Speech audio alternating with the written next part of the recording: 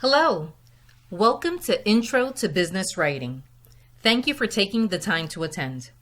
In this session, you will learn why writing skills are important to your success, recognize the tone of your writing, and achieve your objectives and obtain positive results from your written communications. We have some great content, but before we get to it, I have a few items I want to share. This session is recorded, will last approximately 2 hours, and is saved in 2 parts. Feel free to take a break before launching part 2. At the end of the session, you will have an opportunity to record your questions on the Q&A document located on the iShare site. Responses to your questions will be uploaded to the same. Please refer back to the iShare site to obtain your response. Your speaker is TSM Dave Stewart. And now, without further ado, I would like to turn your attention to TSM Stewart. Should be okay. Good morning, everybody. Good morning, everybody. All right, excellent. I realize that for some of you, we're about halfway through your shift, and for others, we're just starting off first thing in the a.m. Thank you all for being here. I realize this is voluntary, except for maybe a couple of you who were encouraged to attend. So for whatever reason you're here, I appreciate you being here. We're going to talk, I'm assuming everybody knows who I am, right? I don't have to introduce myself? Okay. My name is Dave Stewart. As I see a head shake back there. So my name is Dave Stewart. I'm one of the TSMs here. And right now I'm in the Coordination Center. But that's not why I'm here today. Here I am today on invitation from Rachel to talk about some writing techniques. Okay. So let me first start out by saying what this isn't. Okay. I am not an English professor. I am not an English teacher. I am not an English major. Okay. I've had a little bit of success writing, and so I've been invited to kind of pass on some tips and tricks to you that will help improve your writing. The other thing that this is not a magic hour and a half, 2-hour course, whatever it turns out to be, that will instantly improve your writing and make you smarter and make you go out into the world and suddenly write better than you do now, regardless of where you're at. Thank you, Rachel. Regardless of where you're at in terms of your writing skill, this isn't going to make you a better writer unless you take what you learned here this morning and go out and practice it and apply it. That's the only way that you're going to get better. Okay, now I don't know your particular writing abilities. Some of you write better than others, I'm sure. I see a couple people in the audience whose writing samples I've seen before and who write pretty well. But no matter what level you're at, I hope that you can take a few things away from this morning that will help improve your writing. The genesis of this class comes out of HR, comes out of mission support, to hopefully improve our awards writing abilities. That's kind of what got this class started, because generally speaking, the awards that we see on the spot and what have you are not well written across the board. No matter who writes them, they're just generally not well written. So ultimately, we hope that the information you glean today can improve that ability specifically, but from my perspective, I would like to apply certain styles and techniques that will be applicable no matter what you're writing. Okay? So we will talk a little bit about awards, we'll talk a little bit about resumes specifically, but mostly what we'll cover is some very generic writing techniques that will hopefully improve your writing. But again, you don't practice it, you don't put it into effect once you get out of this class, it won't do you any good, okay? And we'll talk a little bit more about that. Now, there are a lot of different types of writing, okay? For example, there's people who write the great American novel. I happen to know a TSO on the floor who has written a couple of science fiction novels. He's also written nonfiction work about the Vietnam War. I know another person who is currently writing what he believes is the great American novel. It's actually not bad, what I've read so far. I know somebody who wrote a screenplay. Poetry, song lyrics, those are all forms of writing. Those are not forms of writing we're going to talk about today. We're going to specifically hone in on writing for business purposes. Now that's different than really any other style of writing, particularly those of you that either have or are taking college courses. Okay, there's a distinctly different purpose and style in business writing from all other types of writing. So we're going to focus our attention today on business writing techniques. Oh, good, it worked. Always worry about that. Always worry about that. So these are the kinds of things that those of us in this room will write for the most part. Business writing pieces that we need to focus on. Emails, letters, memos, plans, awards we talked about. We're going to go into that a little bit more in depth later on in the presentation. Counseling, discipline, training, reports. There's a whole nother class that I give on incident report writing. How many have been to that? I know a couple of you. Several of you have been to that class. That's a kind of a style of writing unto itself, but it's also an example of business writing. Inquiries, as you work your way up, you'll write inquiries as you do investigations into various things, resumes, job applications. These are all things that you will or either already are or will soon be writing where you can apply these styles and techniques. Okay, so much for my build-up. Let's get started. Okay, the first step in writing, before you ever put pen to paper, and when I say pen to paper, I realize that's an archaic expression that we don't actually put pen to paper anymore. We put fingers to keyboards. But when I say pen to paper, that's what I'm talking about, obviously. But the first step is to think before you even write. To think about what you're going to do before you ever sit down to actually put words on a piece of paper. And there are two very, very important aspects of thinking before you write that we will talk about, and I will mention them over and over and over again in this presentation. And the first one is, why are you even writing? Writing takes time. Writing takes effort. A lot more than you might think to do a good piece of writing. So why are you even doing it? What is it you want to accomplish with what you're writing? And there are many things that you may want to accomplish. You may just simply want to convey information. Okay? You may want to deliver news. You may want to spur someone to action. You may want to answer a question. There are all kinds of reasons for why you want to write, but have that purpose uppermost in your mind when you're writing. What am I trying to accomplish with what I am writing? Whether it's a one-line email or whether it's a 20-page report, keep that uppermost in your mind. And the second very important aspect is knowing your audience. To whom are you writing? Yes, to whom are you writing? As Sheldon would say, yes, that's the right way to say that. So who is my audience? Who am I writing to, and why am I writing to them? Okay? You need to know something about your audience. What do they know about the subject? One of the references that's in your reading, which I'll give out later, is by a man named Steven Pinker. He's a Harvard psychologist who's written a number of books about writing, among other things. And he talks about the curse of knowledge.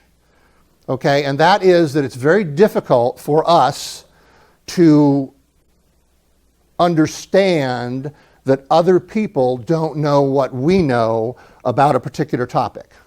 And everybody in here, no matter what your level of experience, knows something that other people do not. And many times that is the purpose of your writing, is to convey that information to other people who don't know what you know about the topic. Mr. Pinker talks about how difficult that is psychologically to put ourselves in a place where we don't know or where our reader doesn't know what we know.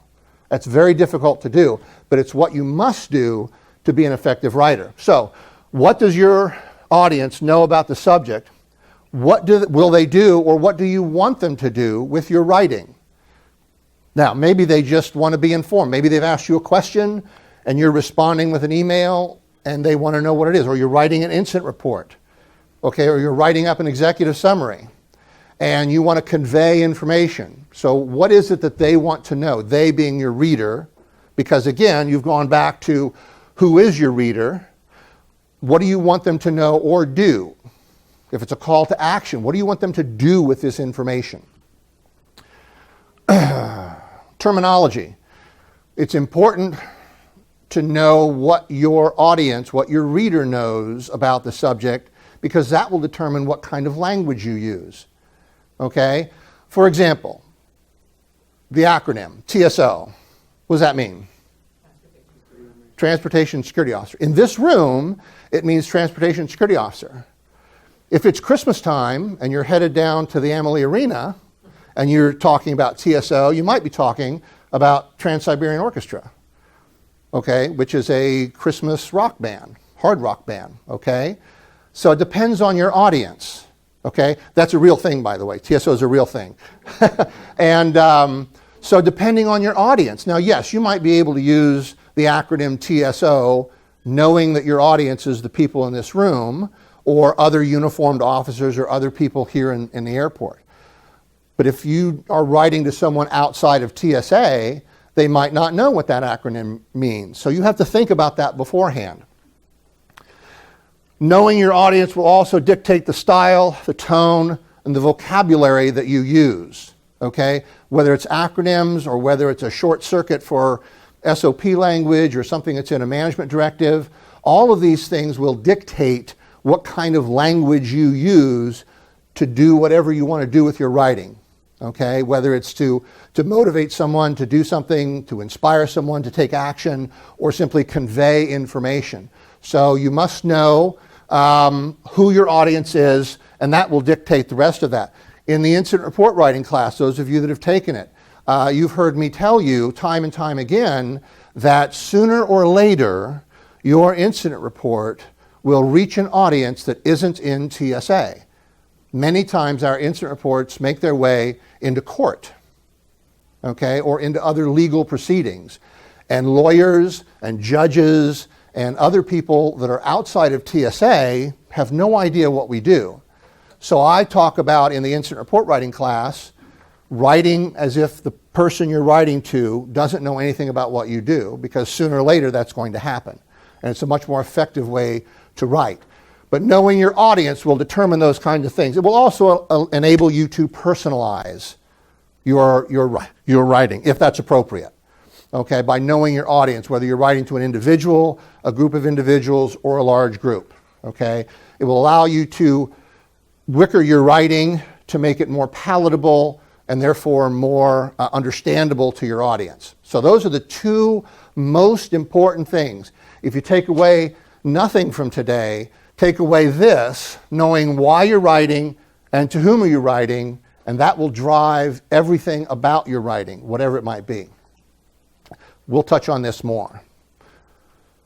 If you do have questions, hit me up. I mean, if something comes up or I miss something or don't understand something. Okay, so business writing. We talked about business writing. The purpose of business writing is to communicate, to express something, not impress your reader. Okay? You will impress your reader by being an effective writer. Okay?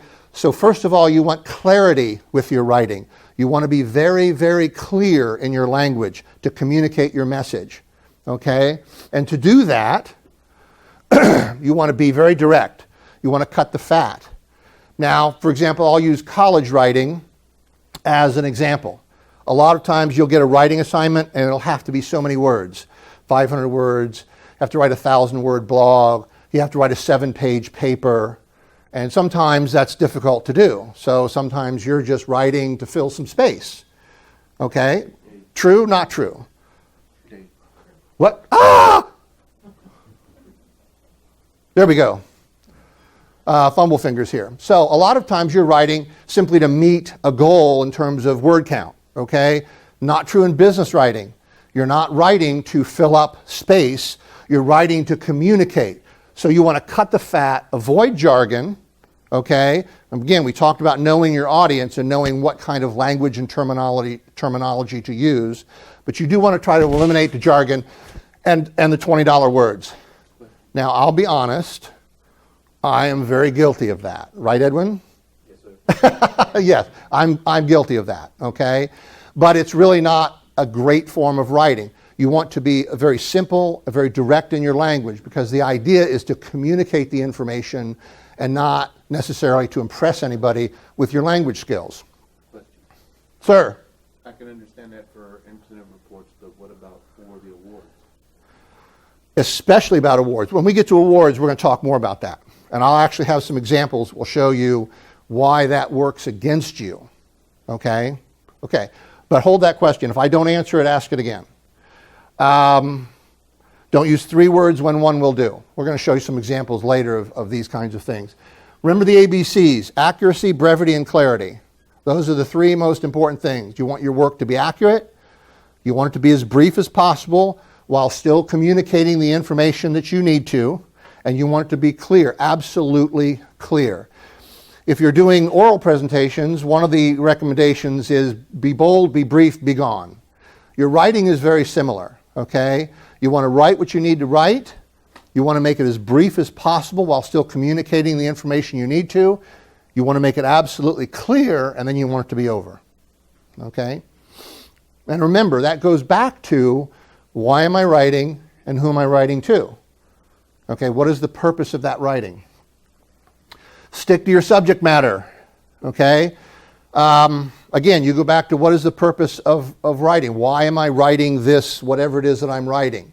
Okay, stick to that purpose.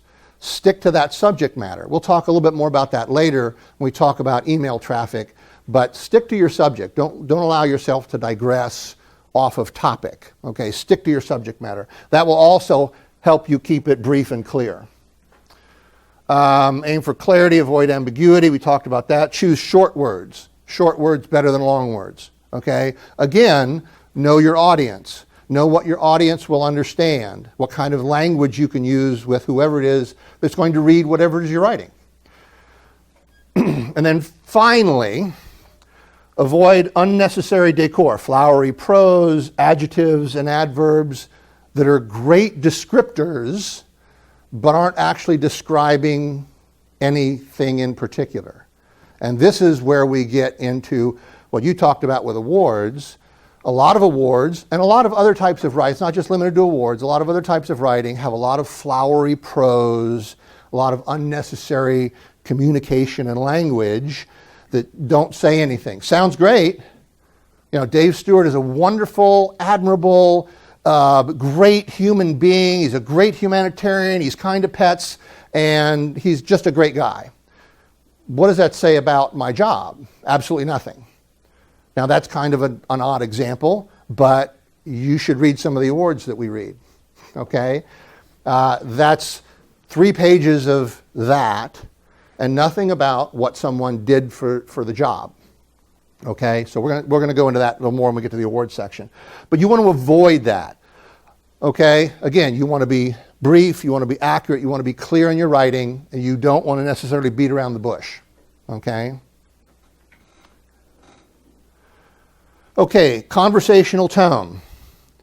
This is a hard one, okay, because you want to have a conversational tone. Business writing has been in a transition for a number of years. We're trying to move away, well, not we, collectively, business is trying to move away from the more formal tone that it normally strikes, as if I'm writing a report, I have to make my voice deeper and stand up straighter and write my report and make it sound like I'm writing a report.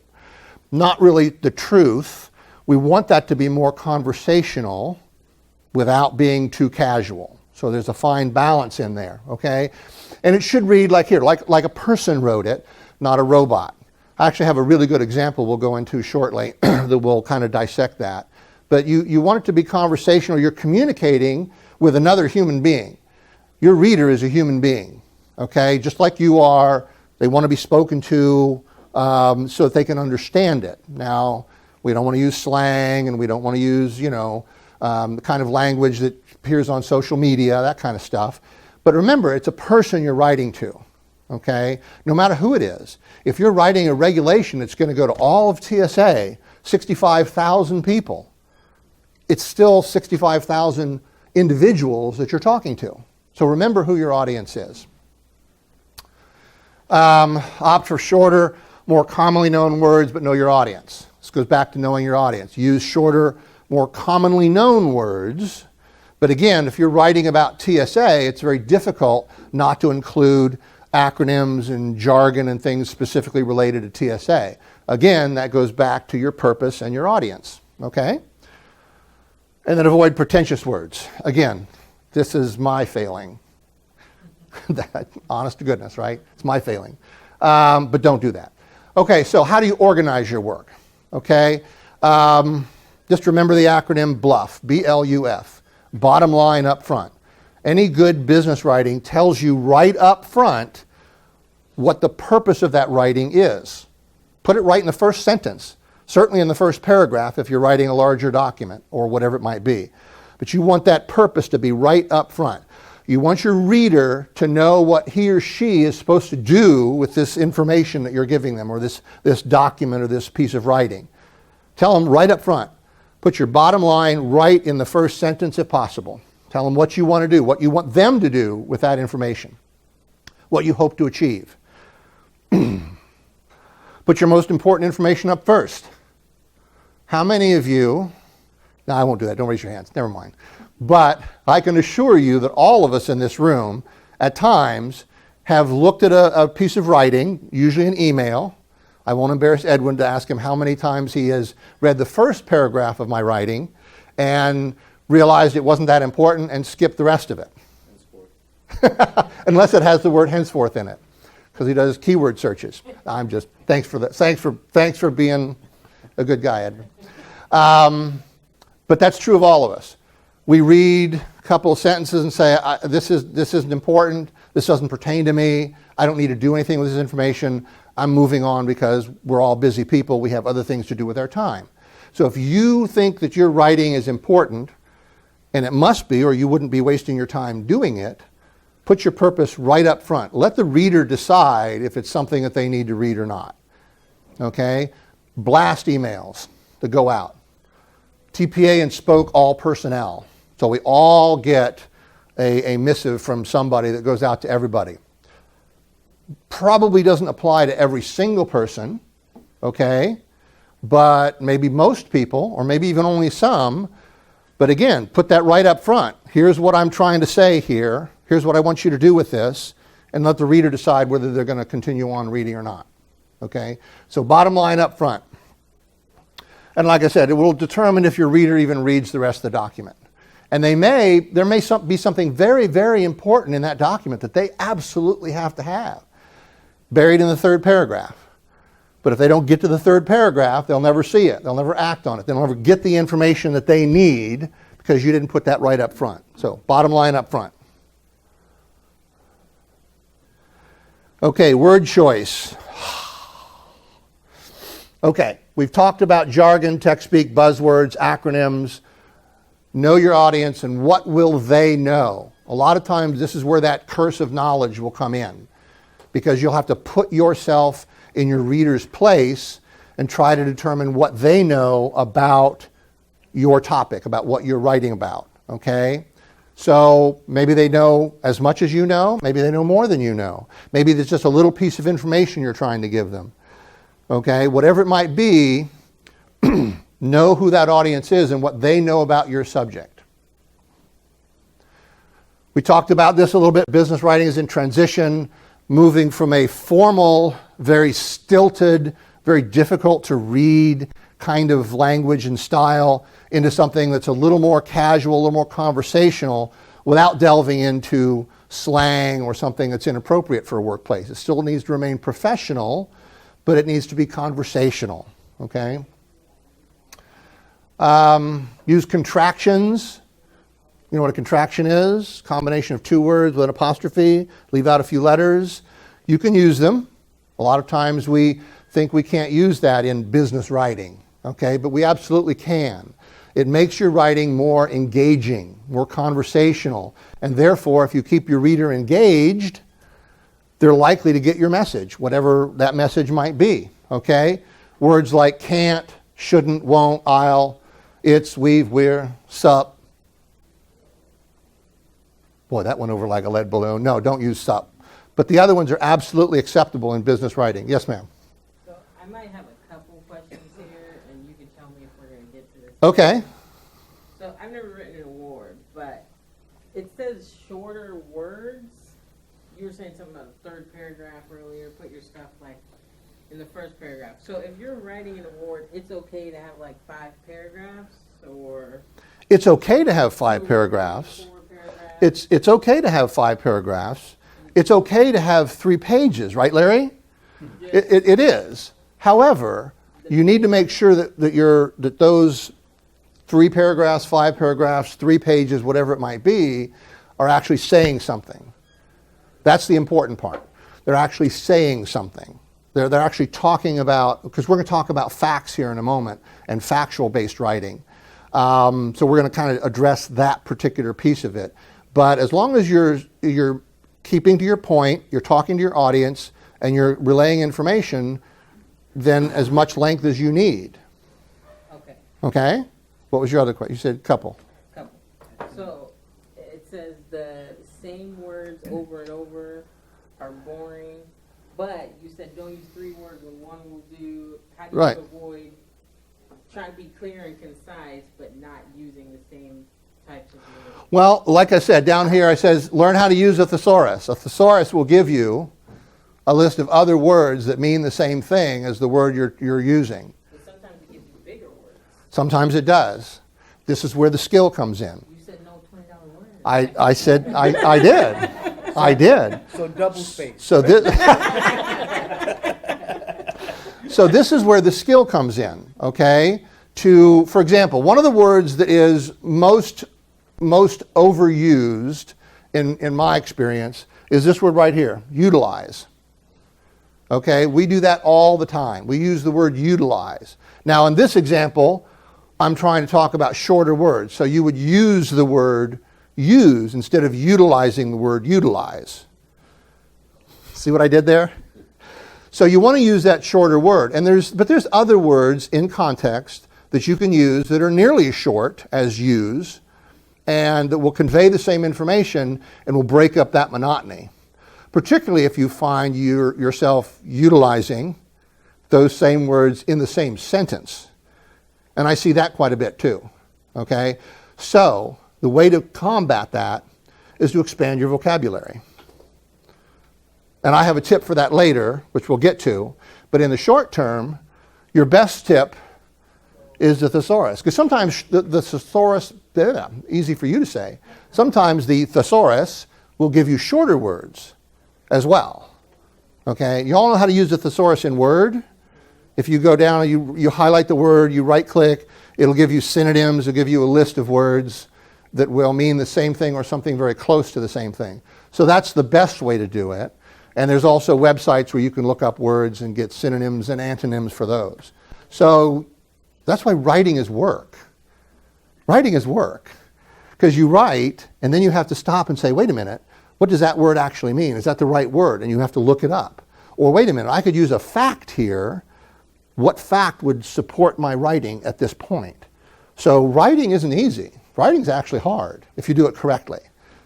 Did that answer your question? Okay, we're going to talk a little bit more about some other things that you can do a little later in the briefing though. So again, same words over and over are in fact boring. And we see this all the time. We get stuck on utilize and stated and indicated and concerning. We use those words instead of their shorter counterparts. Now I'm not saying don't use those words ever, but overusing them makes your writing sound officious and kind of pompous to some degree, okay? And we see that all the time. Okay, this is a hard one. Active voice versus passive voice, okay?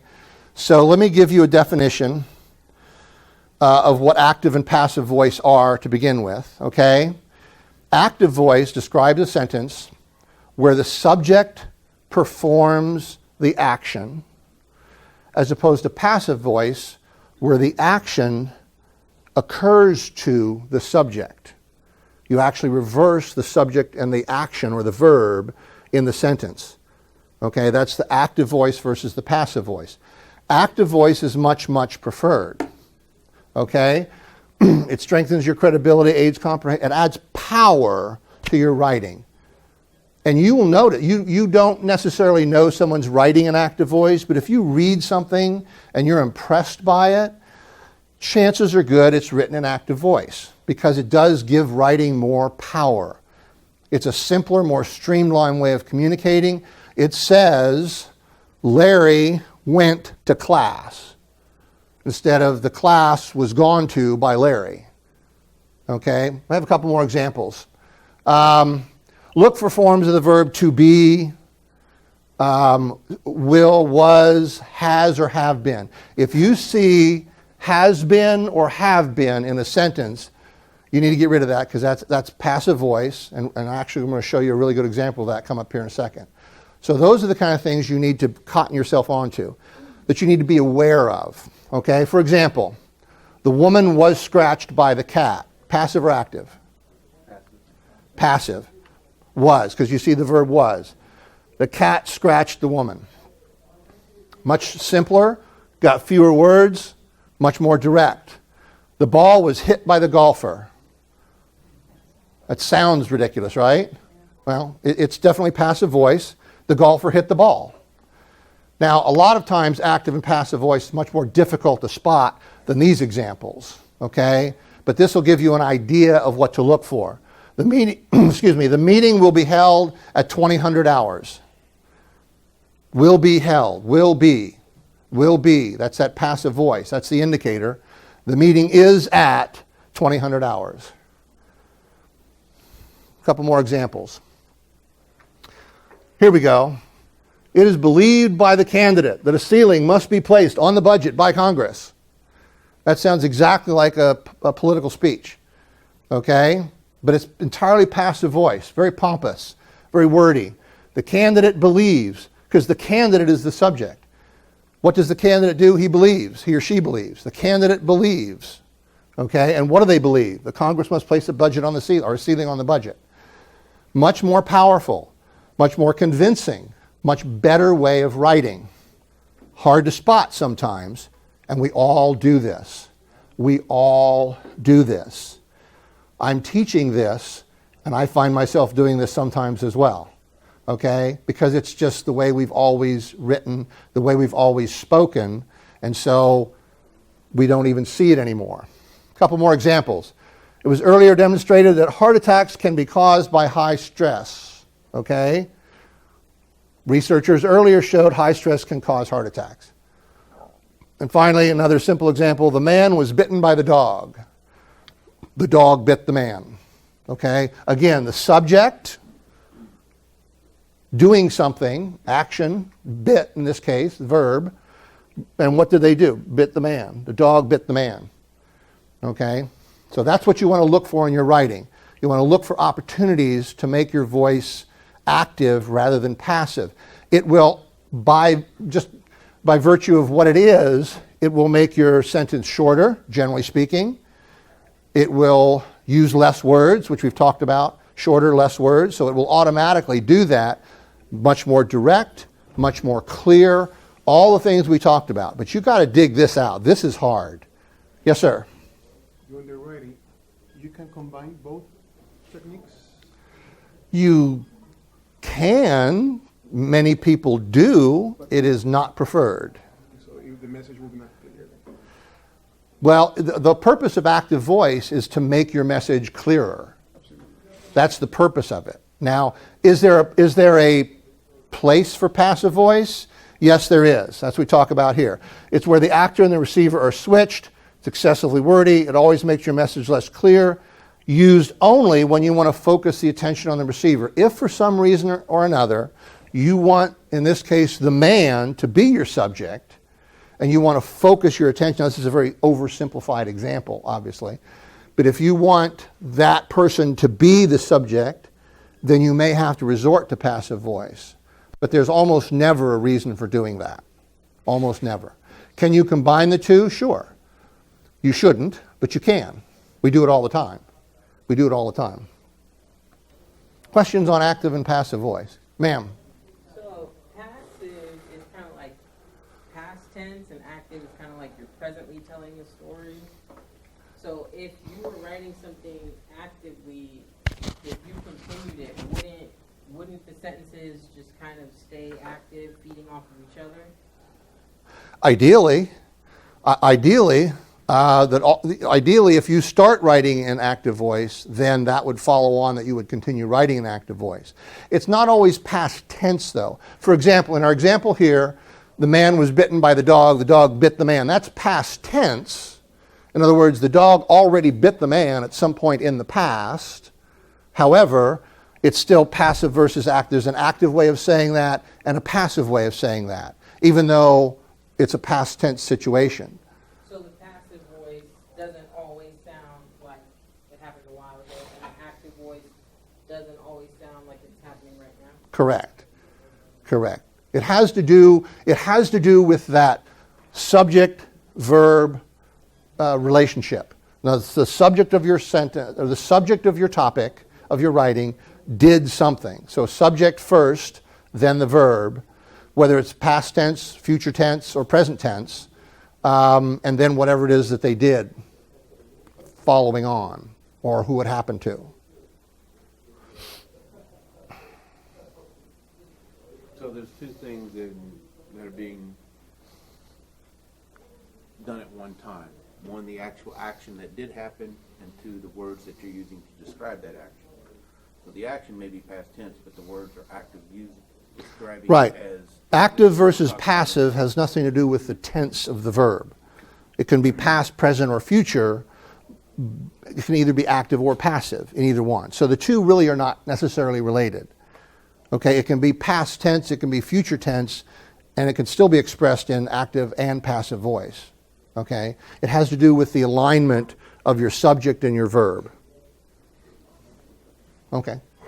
Okay, this is an example. Now, we all know that there's a document out there, some of us have read it, hopefully everyone knows about it, called the Model Officer Recognition Guidebook. You heard about this? It's actually a guidebook. It's been published on the Model Officer Recognition Program. I was reading through it a couple of weeks ago as I was working on this presentation, and I stumbled across this section. This is an actual clipping from that document, okay? And we're going to have a little fun with this. Well, I'm going to have a little fun with it. I hope you can come along for the ride. Because some of you have experienced my red pen treatment. Right, Larry? Yeah. Right, Edwin? So, just so that you guys and gals don't feel picked on that I only do it to you, I'm going to do it to whoever wrote this at headquarters. Okay, so FSD responsibilities. FSDs are responsible for ensuring that all officers have been briefed on the intent of model officer recognition, its criteria, and the recommendation and final selection processes, and providing effective oversight and implementation of model officer recognition within his/her hub/spoke area of responsibility. Okay, sounds good? Sounds okay, right?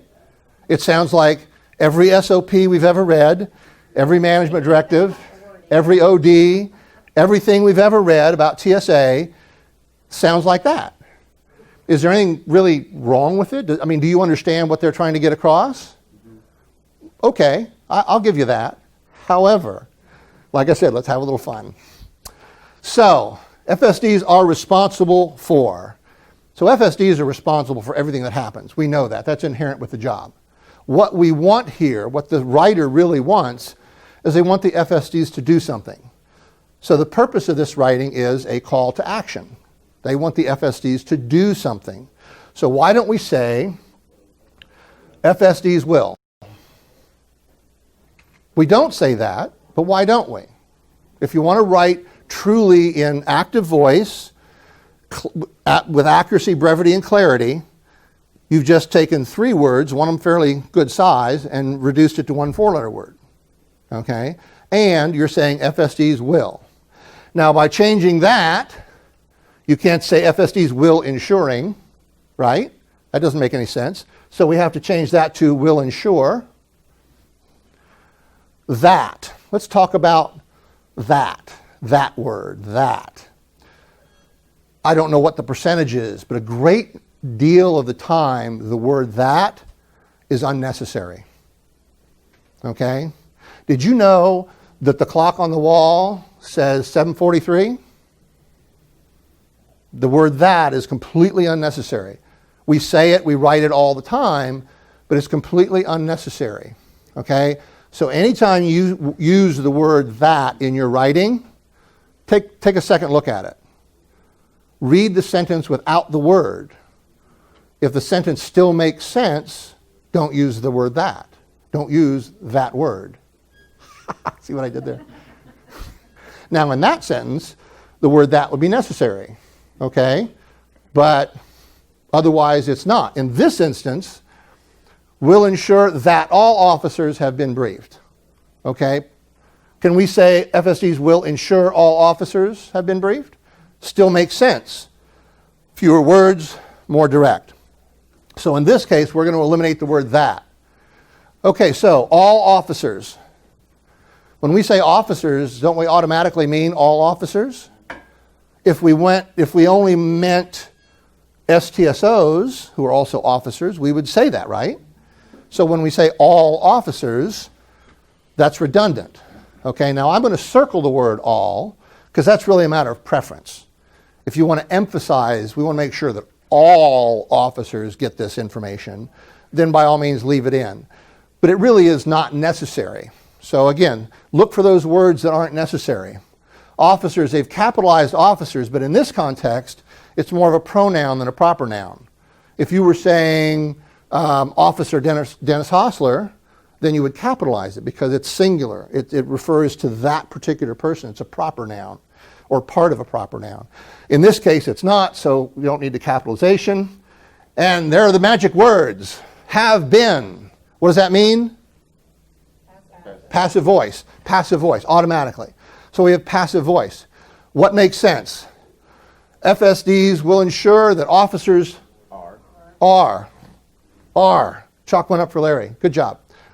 Are. The word will. Say what? Do you need the word will up at the top? Well, you have to have something that connects this to this. So either you can say FSDs and then you have to put the word will down here, or you can put it up here. Either way, but you do need the word. So FSDs will ensure all officers are briefed on the intent of model officer recognition as criteria and blah, blah, blah, blah. Okay? So you see how that sentence has been improved? Yes, sir? He's saying it, instead of saying are, it says will be briefed. Will be briefed.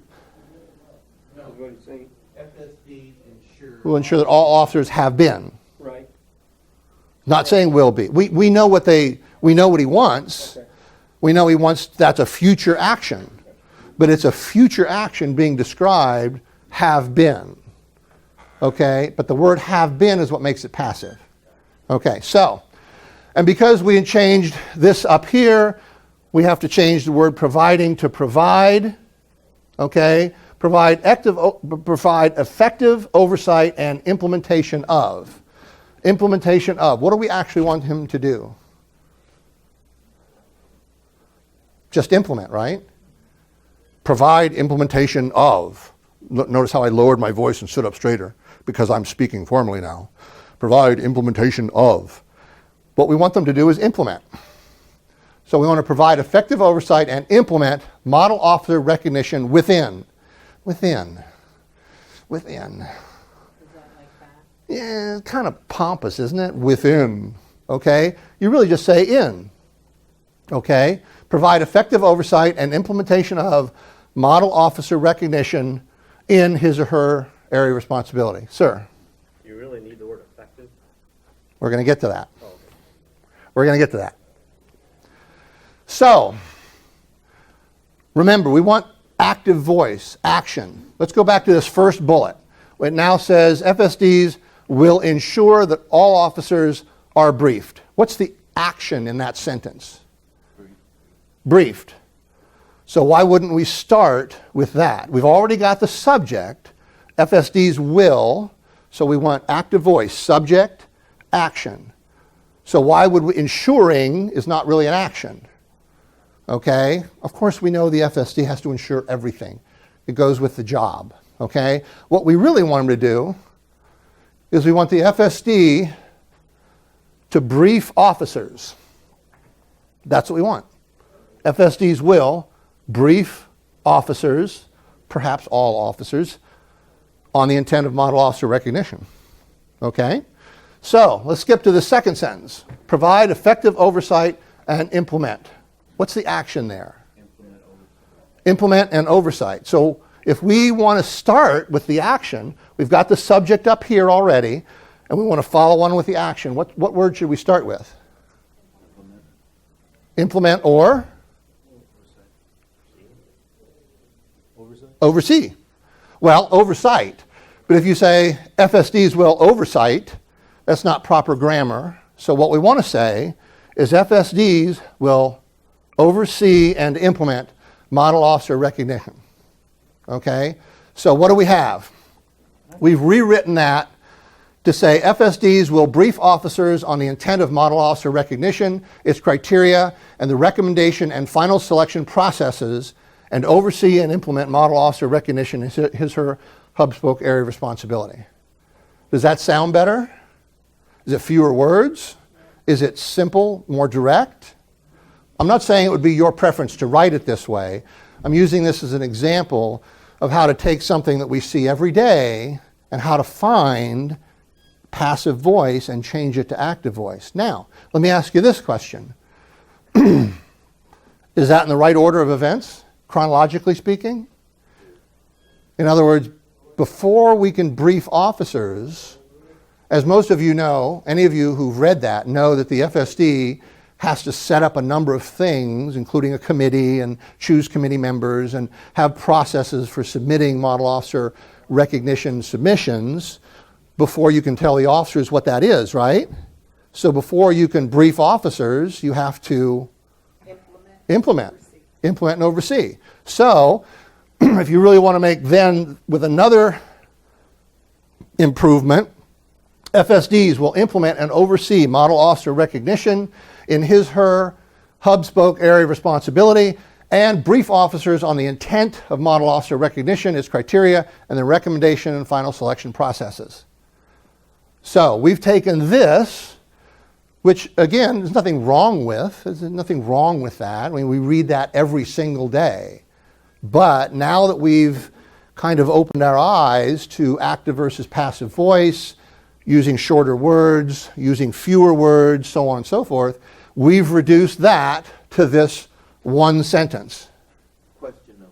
Sir? Like when we run into looking at the SOPs and stuff, that would create a problem because this says the FSD will be doing everything, where that says the FSD is responsible for making sure it gets done.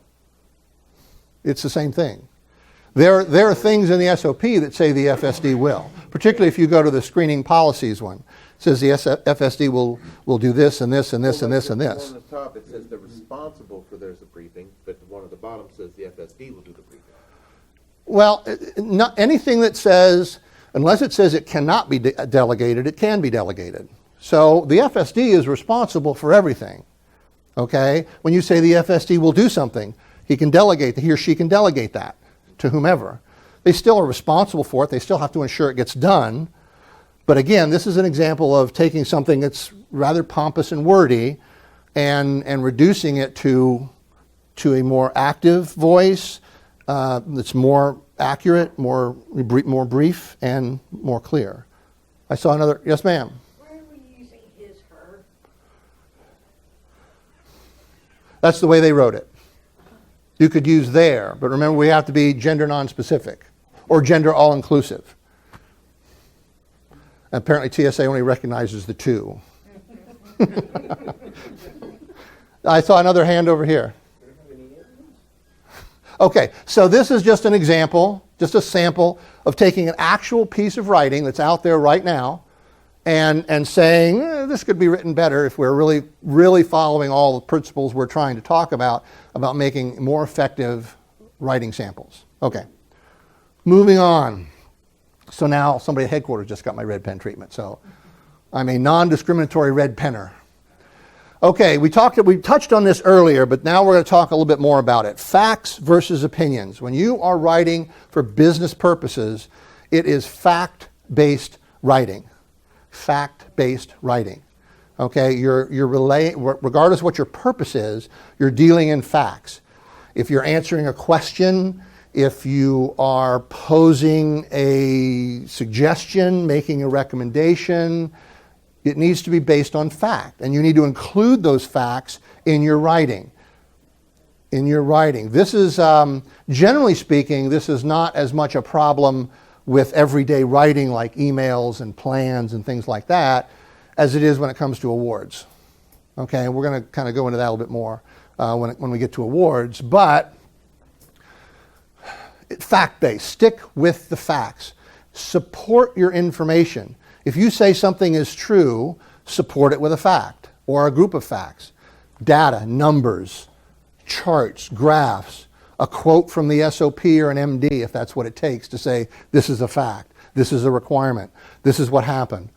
When Charlie Galloway says, and most of you have seen the things that Charlie puts out, when he says that our attendance rate or our unscheduled absence rate is pretty good, does he just leave it there?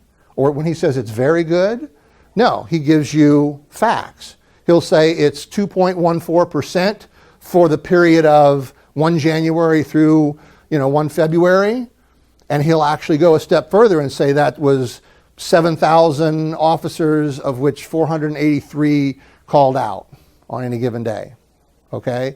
So he gives you those facts. Now, Charlie loves his facts. He always has.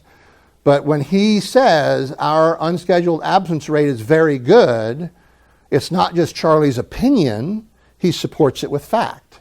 And he gives you those facts in his writing. Every week he sends out a 2-line email. And that's what he says right there. Our attendance rate is bing, bing, bing, bing, bing.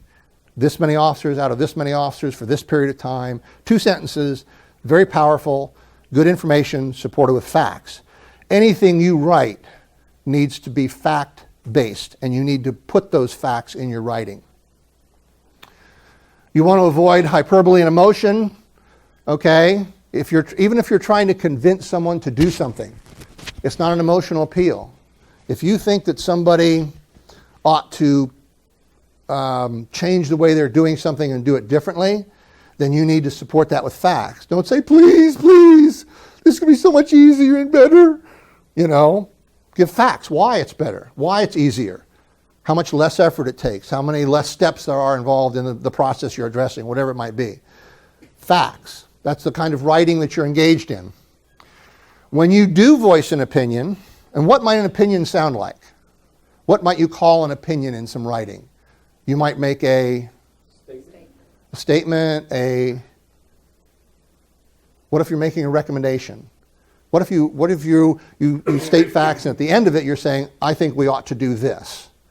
Now that I think we ought to do this is an opinion, okay? Because that's based on your analysis of the facts and what you think we ought to do, or what you think your reader ought to do, or what you want your reader to give you permission to do, or whatever the case may be.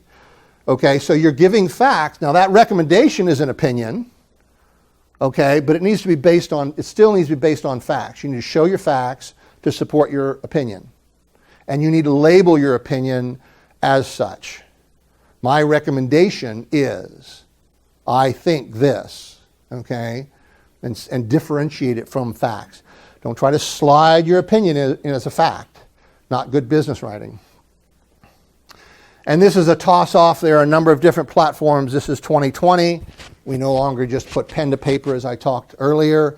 There are social media, there are blogs, there are web articles, there's TSA News, there's the TCN, which Sean does a fabulous job of, video scripts. There are any number of writing styles and writing purposes that are out there, each with its own set of techniques. So if you're going to do one of those, if that requires you to do something like that, then learn whatever it is, the technique for that particular style of writing.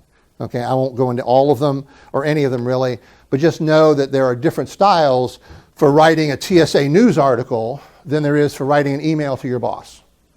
Okay? Oh, you thought we were going to get away from this. Grammar and punctuation. Okay? Bad grammar and bad punctuation make a very bad impression and will undermine your writing. In fact, it actually makes you look a lot less smart than I'm sure we all are. Okay? How many of you have read an email, anything, have read something TSA related and spotted errors in bad grammar, bad punctuation, and focused almost exclusively on the error and missed the whole, right? I have. We all have. Because that's what bad grammar and bad punctuation will do. It will distract you to the point that you're missing the entire message. Okay? You miss the entire, no matter how important it might be, somebody's trying to communicate something here, but I can't get rid of that extra comma in that first sentence. I can't get over it. It's bugging me. It's driving me crazy. But that happens. And will happen to your writing. Will happen to your writing if it hasn't already. That says, let's eat grandma. Okay? There's a book out there called Eats, Shoots, and Leaves. It's on the recommended reading. It talks about, punctuation can kill. You didn't think so? Let's eat grandma. Ask grandma. Punctuation can kill. These are just some things about how to avoid those kinds of mistakes, okay? Never publish any work, never send an email, never send anything on that you haven't read multiple times, okay? You need to be your own worst critic. You need to put your pride aside and say, hey, I know how to write, I know what I wrote, I'm good at this, or I'm good enough at this, and then let it fly, okay? You need to get rid of that. You need to let that slide, and you need to look at your work over and over and over again. Okay, and never send it until you've proofread it, okay? It should be error-free. We're all human, we make mistakes. Some people thought I made one the other day. Almost got it. But yes, everyone makes mistakes, okay? Particularly in informal writing, emails, and things like that. So it's going to happen, but we really should strive to be error-free. Be absolutely ruthless in your proofreading. Okay, be your own worst critic. Be harder on yourself than anybody else would be, except me maybe. If it's really important, give it to somebody else to proofread. Okay, if it's really important, if it's going to go to a wide audience, hand it to somebody else and say, hey, read this and see if it makes sense. I've done that. I've had people come into my office just to read emails to say, hey, does this make sense? Is what I'm saying, am I communicating what's in my head? And are you understanding it the same way I am? Okay, so no matter what level your writing skill is at, if your writing is important enough and it's going to be broadcast wide enough, have someone else proofread what you write. And if you're going to do that, then you have to toss that ego. Because somebody comes back and says, well, I don't quite understand what this sentence is telling me. And you go, well, it's perfectly clear to me. Right? Okay? Perfectly clear. Well, obviously it's not perfectly clear because somebody who comes in and reads it says, I don't understand what you mean there. Again, let's go back to our primary purpose of writing is to express, not impress. Okay? It may make perfect sense to you because you knew what you meant when you wrote it. But if it doesn't make perfect sense to the person reading it, it's of no value at all. Okay? So you have to toss that ego. The most important part of writing is rewriting. Okay? I don't care if it's a one-line email or a 3-page award. The most important part is rewriting it, polishing it up, spotting those passive voices, using other words, spotting the bad habits that you've got and that you've put on paper, and going back and rewriting it until it's spotless. And again, I don't care if it's one sentence in an email. This process still applies, no matter what you're writing. Capitalization and numbers. There's rules. There's a lot of rules. There's too many rules to go into today. Okay? But we have people that don't know what those rules are. Okay? What to capitalize, what not to capitalize, when to capitalize it. You don't capitalize every word in the sentence just because it looks nice. Okay? There are certain rules to that. Numbers. Okay? Who knows the rules on numbers? When do you spell a number out versus use the numeral itself? Who can tell me? Spell it out first, put the numeral after it, then use the number. Simple. Say again? Spell it out first, then use the number afterwards. No, that's for acronyms. That's for acronyms. Isn't it like 10 and under you write it out and everything over you put the number? Correct. The numeral. That's correct. But there are some exceptions. So the answer was, if it's 10 and under, you spell it out. If it's over 10, then you generally use the numeral. However, never start a sentence with a numeral. So no matter what the number is, you would spell it out if it's the beginning of a sentence. And also, you want to you should strive for using consistent style in the same sentence. So if you've got numbers that are under 10 and over 10, then pick one way or the other, but use the same method, either spelling it out or the numeral, consistently in that sentence. So again, that's just an indicator, it's just a highlight that there are rules out there, and you need to know what those rules are. Not going to learn them all today, but we've run afoul of those kinds of things all the time. Also, things like numbers in an address. You would always use the numeral if you were citing an address, things like that. So there's little nuances there. Learn what they are.